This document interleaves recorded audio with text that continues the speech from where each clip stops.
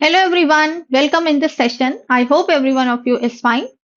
So अगर आपने अपने इलेक्टिव पेपर में से सेंट्रल बैंकिंग को चूज किया है as your elective paper, then this video is important for you all.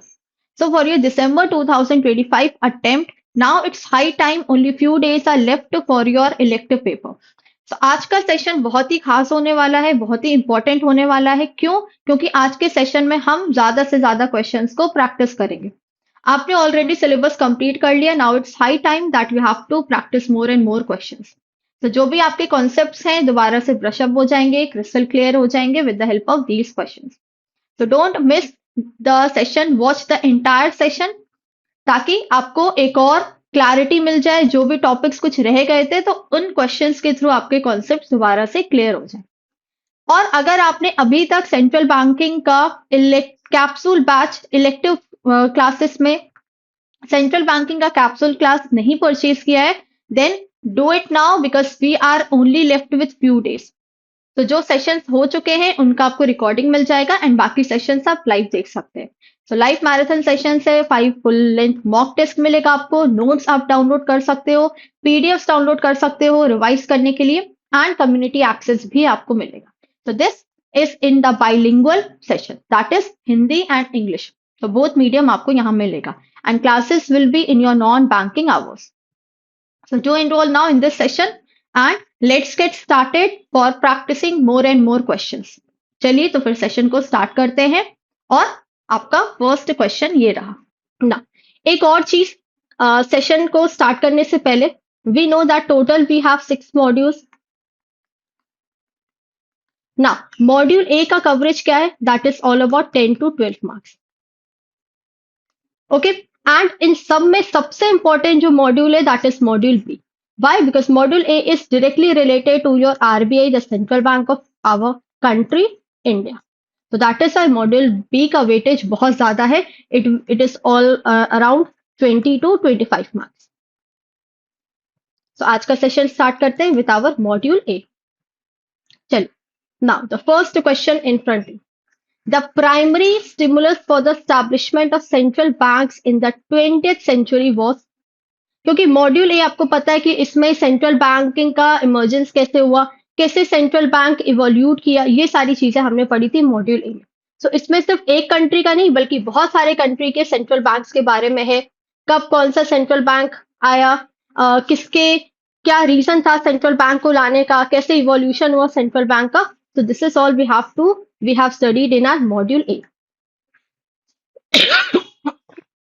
Then now question number first. So primary stimulus क्या था किसी भी सेंट्रल बैंक के एस्टैब्लिशमेंट के लिए? इन्फ्लेशन को कंट्रोल करना, इकोनॉमिक डेवलपमेंट के रिक्वायरमेंट के लिए, वॉर फाइनेंसिंग के लिए, या एक्सपेंशन ऑफ इंटरनेशनल ट्रेड। सी, ये सारी चीजें तो बात की हैं। पहले सबसे पहले जरूरत क्यों हुई थी सेंट्रल बैंक की? क्योंकि वॉर के चलते, वॉर के चलते हमारे बहुत सारे फाइनेंशियल इंस्टीट्यूशंस जो थे वो कोलैप्स हो गए थे। लोग को पैसों की दिक्कत आ रही थी, लोग के पास इतने भी पैसे नहीं थे कि वो 3 वक्त का खाना खा पाए। सो एक्सीजेंसी ऑफ वॉर फाइनेंसिंग की वजह से फिर सोचा गया कि एक ऐसा बैंक होना चाहिए जो बाकी बैंक को भी रेगुलेट करे, and for that the evolution of central bank was done. Option C. Now, next, what is the meaning of currency appreciation?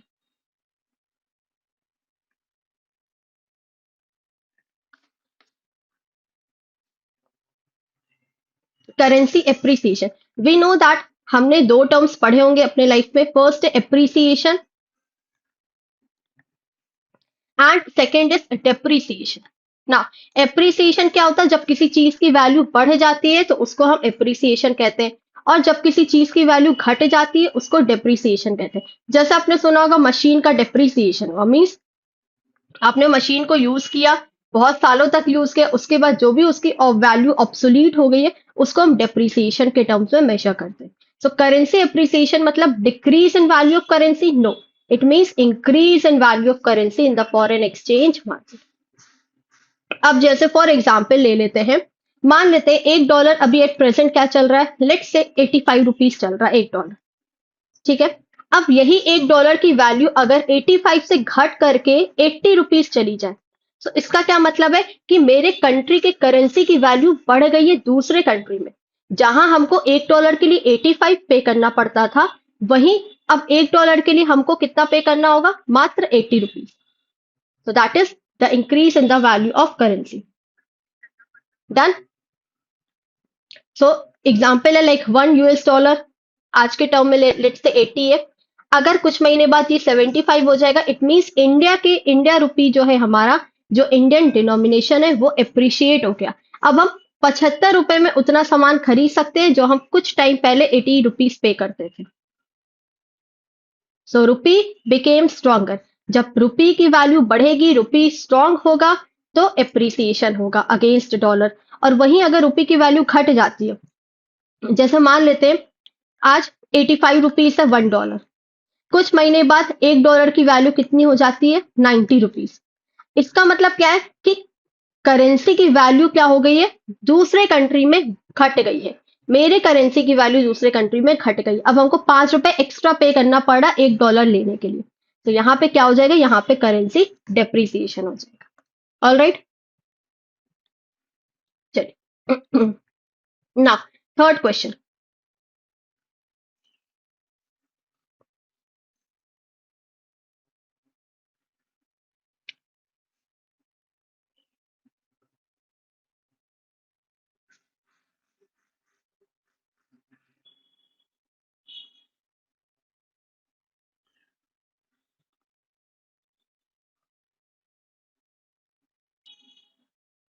So why did central banks take over the monopoly of issuing bank note? Central bank का first जो आप कह सकते हो पहला role क्या था? Monopoly, bank issue करना, बैंक नोट को इशू करने की मोनोपोली किसके पास थी? सेंट्रल बैंक की।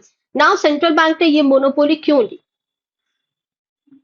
ताकि to ensure higher profitability, government के लिए ज्यादा प्रॉफिट हो पाए, क्वांटिटी, क्वालिटी और एक्सेप्टेबिलिटी ऑफ करेंसी को कंट्रोल कर पाए। यस, ताकि जो भी करेंसी की क्वांटिटी है, कितने क्वांटिटी में करेंसी को पब्लिश करना है, प्रिंट करना है, क्या क्वालिटी होनी चाहिए नोट्स की, क्या एक्सेप्टेबिलिटी होनी चाहिए। अब आज के टाइम में अगर आप 50 पैसे लेकर के जाओगे तो वो एक्सेप्टेबल नहीं है। क्यों? क्योंकि ये कुछ टाइम पहले एक्सेप्टेबल था। Now this currency is not acceptable. So acceptability, quality, quantity is decided by the central bank. That is why monopoly of issue of bank note किसके पास रहता है? Central bank के पास। Now next question, question number C. जब when a central bank provides temporary financial support to the government, this is known as। अब government को मान लेते हैं इमरजेंसी आ गई, इमरजेंसी के टाइम पे गवर्नमेंट को फंड्स चाहिए। अब गवर्नमेंट फंड्स के लिए कहाँ जाएगा? सेंट्रल बैंक के पास जाएगा। तो सेंट्रल बैंक जरूरत के टाइम पे, इमरजेंसी के टाइम पे टेम्पोरेरी फाइनेंशियल सपोर्ट प्रोवाइड करती है गवर्नमेंट को। तो उस टर्म को हम क्या बोलते हैं? उसको हम बोलते हैं वेस एंड मीन्स एडवांसेस। जब भी शॉर्ट पीरियड ऑफ टाइम के लिए, टेम्पोरेरी या इमरजेंसी के टाइम में सेंट्रल बैंक गवर्नमेंट को हेल्प करता है, फंड्स प्रोवाइड करता है, दैट इज नोन एज वेस एंड मीन्स एडवांसेस। डन ना। नेक्स्ट क्वेश्चन, ये इंपॉर्टेंट है। The first central bank in the world, the रिक्स बैंक। पहला सेंट्रल बैंक वर्ल्ड में कौन सा था? रिक्स बैंक। ये किस कंट्री में स्टैब्लिश हुआ था? United kingdom, United states, Sweden या Switzerland?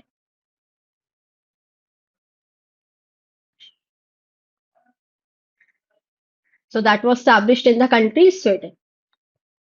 So all answers are given to you now. Next, which of the following was not a result of central banks expanding their roles in response to evolving financial system? इनमें से चार option दिए हैं। Question पूछ रहा है which was the following was not a result. Central banks अपने roles को अलग अलग जगह एक्सपैंड नहीं कर पा रहे हैं अलग अलग फाइनेंशियल सिस्टम में, किस वजह से? डेवलपमेंट ऑफ रिस्क, क्योंकि रिस्क बहुत ज्यादा है इस वजह से। फिजिकल डोमिनेंस है, फिजिकल डोमिनेंस मींस गवर्नमेंट का इंटरवेंशन बहुत ज्यादा है इस वजह से। या मॉनेटरी पॉलिसी में लिमिटेशंस है, मॉनेटरी पॉलिसी ठीक से नहीं बनाई गई है, बहुत सारे ड्रॉबैक्स है। या ग्रेटर रिस्पॉन्सिबिलिटी है कि इकोनॉमी को डेवलप करके रखना है। सो बेसिकली क्योंकि अब बैंक में अलग अलग पॉलिसीज बनाई जाती, अलग अलग चीजों को कंट्रोल करने के लिए।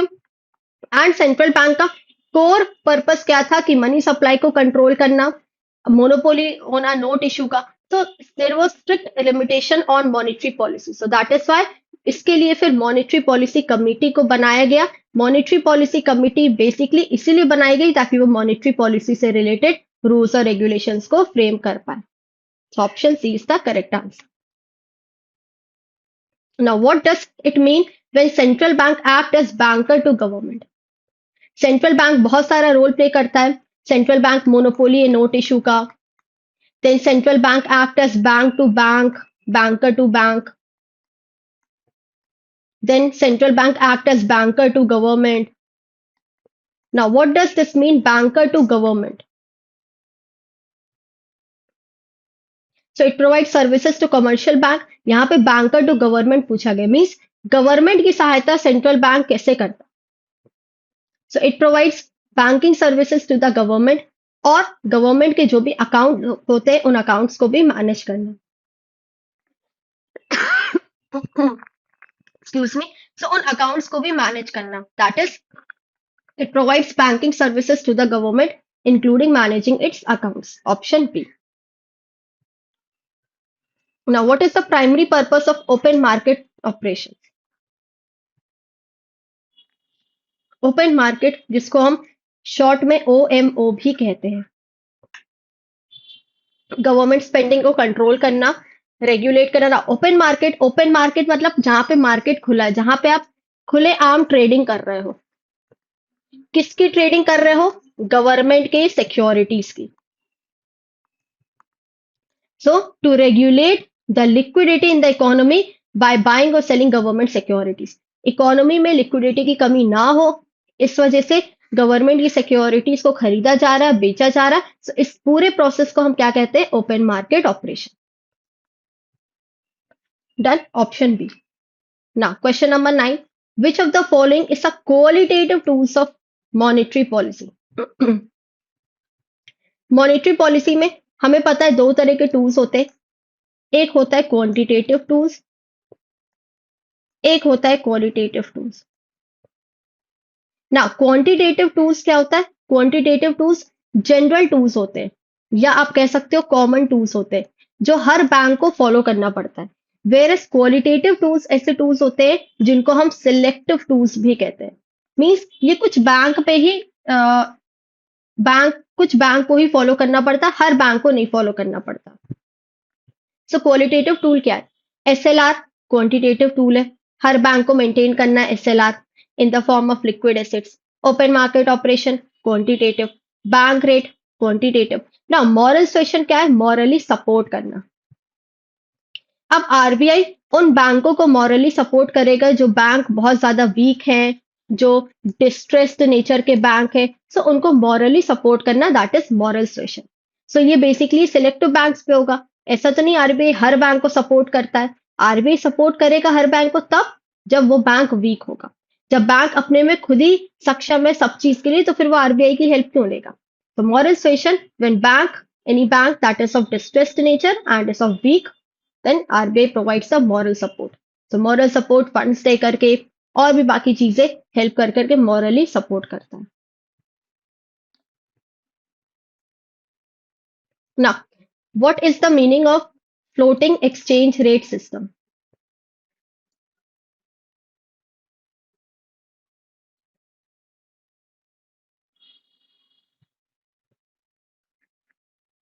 फ्लोटिंग, दो तरह के एक्सचेंज रेट सिस्टम आता है, एक फिक्स्ड है, एक फ्लोटिंग है। ना, फिक्स्ड एक्सचेंज रेट सिस्टम होता है जहां पे जो एक्सचेंज रेट, जो वैल्यू है, वो गोल्ड करेंसी के बेसिस पे डिसाइड की जाती है।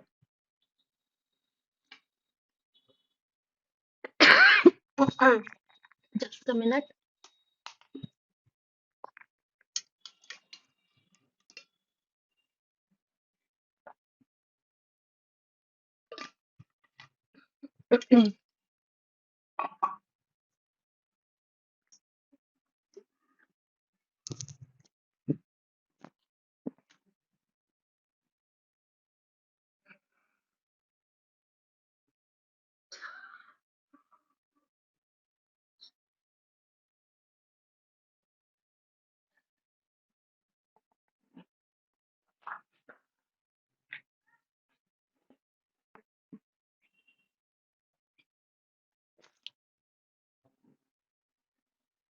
Yes, so floating exchange rate क्या है? I guess I am audible now, please confirm me. Okay, so floating exchange rate है जहां पे जो एक्सचेंज रेट सिस्टम जो डिसाइड होता है बेसिकली मार्केट फोर्सेस पे। मार्केट फोर्सेस क्या है? हमारे demand and supply. All right, now so what is the answer of question number 10? That is floating exchange rate system, a system where exchange rate are determined purely by market forces, that is demand and supply. So differences मैंने यहाँ पे रखे हैं, fixed और flexible. Flexible को हम floating भी कहते हैं। Now in this system exchange rate is fixed by measuring the value in terms of gold or any other currency by the government. So gold या किसी और करेंसी के टर्म्स पे एक्सचेंज रेट को फिक्स किया जाता है। वेयर एज जो फ्लेक्सिबल एक्सचेंज रेट सिस्टम है वो बेसिकली डिसाइड किया जाता है मार्केट फोर्सेस पे, जैसे डिमांड और सप्लाई। ऑल राइट, सो यहाँ पे फिक्स्ड एक्सचेंज रेट सिस्टम में गवर्नमेंट का कंट्रोल बहुत ज्यादा होता है। फ्लेक्सिबल में गवर्नमेंट का कंट्रोल नहीं होता, क्यों? क्योंकि यहाँ पे मार्केट फैक्टर्स डिसाइड करते हैं क्या वैल्यू रखनी चाहिए। सो स्टेबिलिटी यहाँ पे रहती है क्योंकि यहाँ पे गवर्नमेंट की कंट्रोल रहती है, यहाँ पे स्टेबिलिटी नहीं रहती है। यहाँ पे क्या होता है? यहाँ पे डायनेमिक रहता है। Dynamic means that keeps on changing. So we know that demand supply ऐसी चीजें हैं जो निरंतर निरंतर चेंज होती रहती है। सो यहाँ डायनेमिक है, इसीलिए यहाँ पे कोई स्टेबिलिटी नहीं है। So option B. Now which of the following is not a payment system in India? India का कौन सा पेमेंट सिस्टम नहीं है?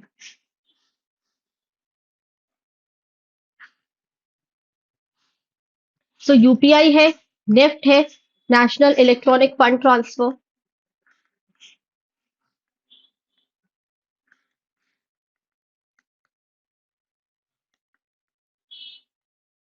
नाउ स्विफ्ट क्या है? SWIFT is not for India, it is a it is for foreign currency, foreign country.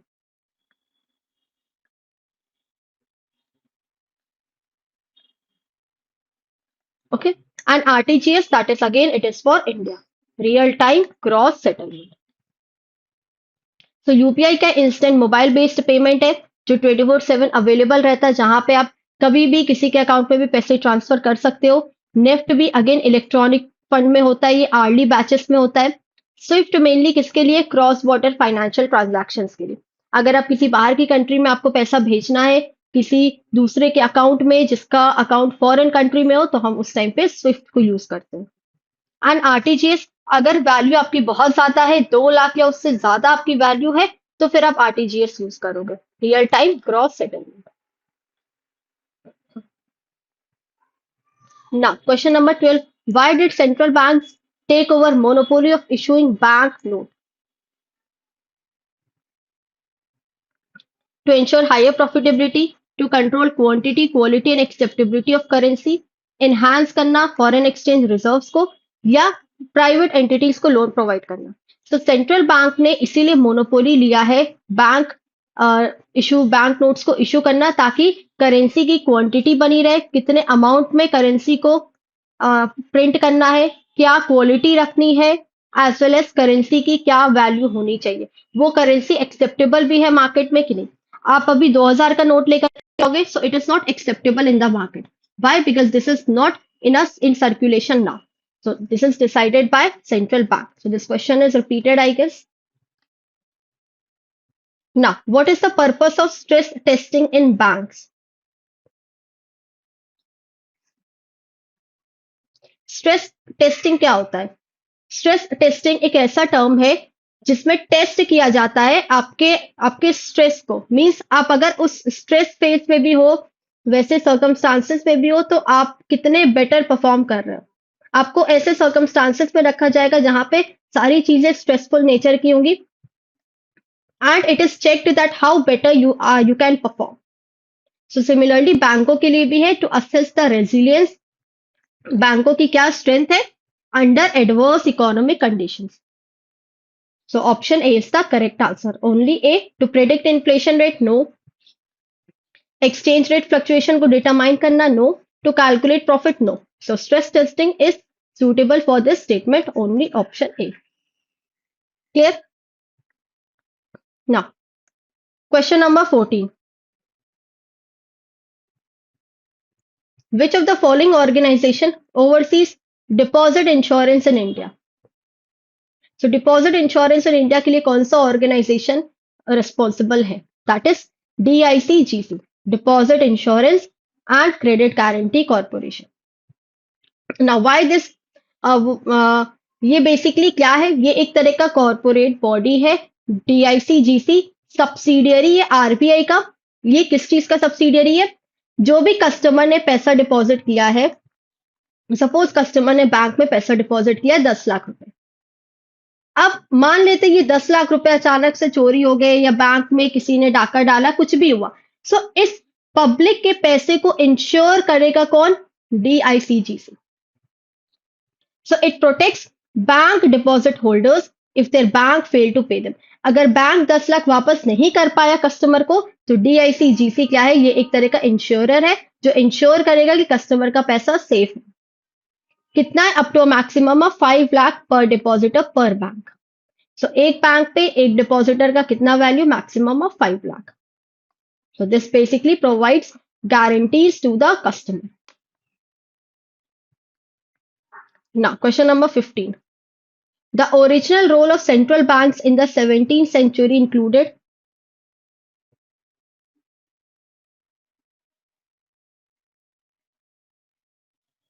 What is the original role of central bank 17th century में?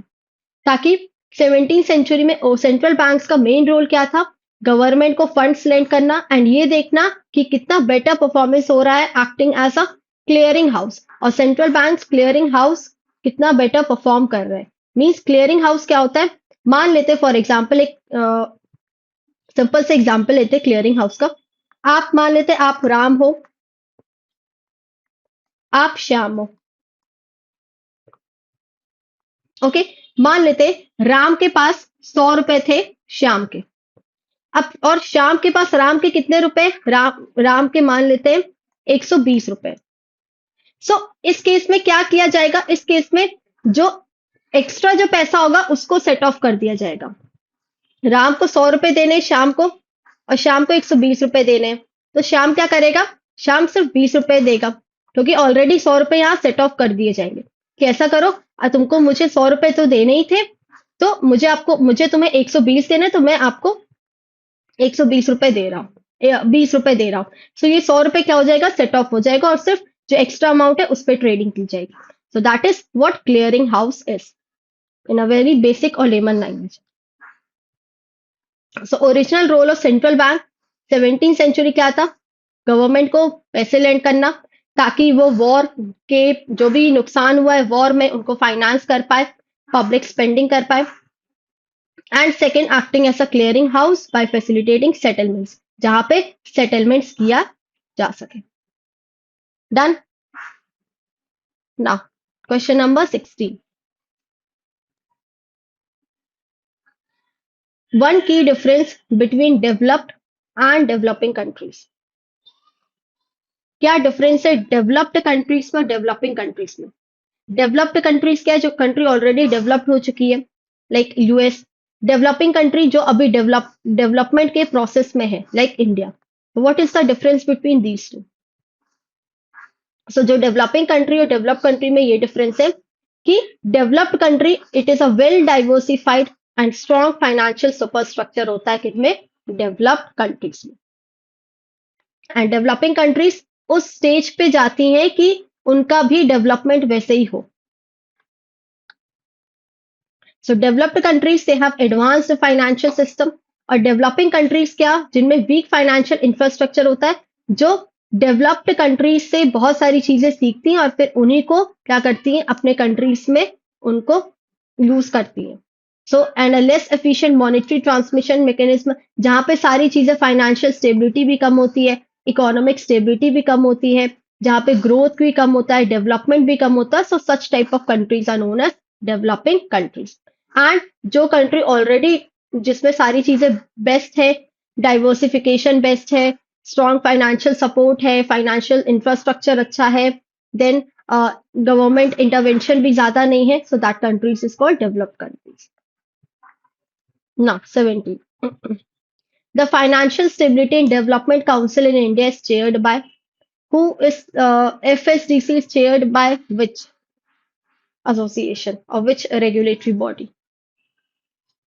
So FSDC is chaired by Finance Minister of India. Now question number 18. Central banks can best pursue their set goals under the following condition.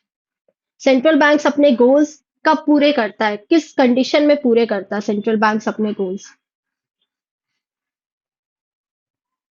When the financial independence is there, financially independent है, operational independent है, means funds भी है, काम करने की इच्छा भी है, ऑपरेशंस भी अच्छा कर रहा है बैंक, और पॉलिसी भी उसने बेटर बनाई है. So both A and B. ना क्वेश्चन नंबर 19.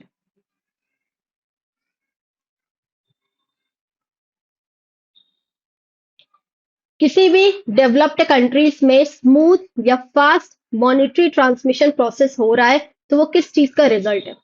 ट्रांसमिशन प्रोसेस क्या होता है कि एक जगह से दूसरी जगह ट्रांजिशन होना, ओके, ट्रांसफॉर्म होना नई नई चीजों में, नई नई चीजें, नई नई टेक्नोलॉजी को अडाप्ट करना, फिर पुरानी टेक्नोलॉजीज को साइड करना, नए तरीके से काम करना. सो ये सारी चीजें कब होती है? जब बैंकिंग सिस्टम वहां का एफिशिएंट हो और वहां का मार्केट भी बेटर रिस्पॉन्स कर रहा हो बैंकिंग सिस्टम के लिए. तो option C. So in developed countries, the monetary transmission process is smooth and fast because of efficient banking system and responsive financial markets. जो तुरंत इमीडिएट जो रिस्पॉन्ड करते हैं पॉलिसी चेंजेस को लेकर के. ना question number 20. A conflict between fiscal policy and monetary policy can arise. Fiscal policy और मॉनेटरी पॉलिसी के बीच में कॉन्फ्लिक्ट कब अराइज होता है? जब दोनों अलग अलग डायरेक्शन में जाते हैं.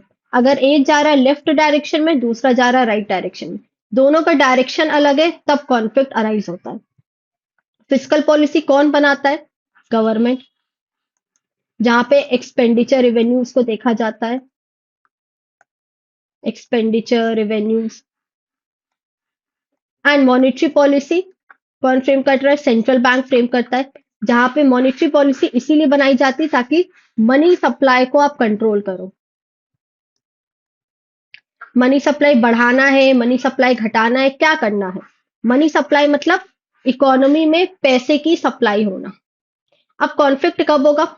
अगर दोनों अलग अलग डायरेक्शन में जाएंगे. सो हमको पढ़ना इन चार ऑप्शन में से कौन सी ऐसी लाइन है जो दो अलग अलग डायरेक्शन की बात कर रही है. ना गवर्नमेंट इंक्रीज कर रहा है टैक्स. टैक्स को इंक्रीज करना मतलब पब्लिक अब ज्यादा टैक्स पे करेगा, और वहीं पे सेंट्रल बैंक जो क्या कर रहा है?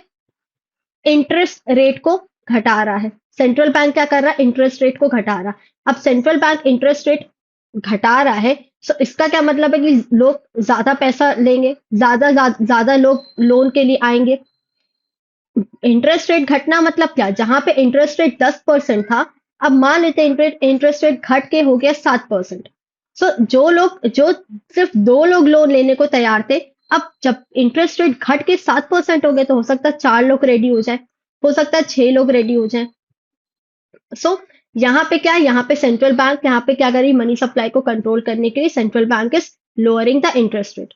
और गवर्नमेंट क्या कर रहा है? अपने टैक्सेस को इंक्रीज कर रहा है, ताकि टैक्सेस को इंक्रीज करना मीन्स लोग के पास पैसा है तभी तो वो ज्यादा, इकोनॉमी में पैसा रहेगा तो वो ज्यादा गवर्नमेंट को देंगे. So both are moving in the same direction. Okay. ना गवर्नमेंट रिड्यूस पब्लिक स्पेंडिंग. अब गवर्नमेंट ने पब्लिक स्पेंडिंग रिड्यूस करना कर दिया, मतलब गवर्नमेंट ने पब्लिक के लिए पैसा खर्च करना कम कर दिया.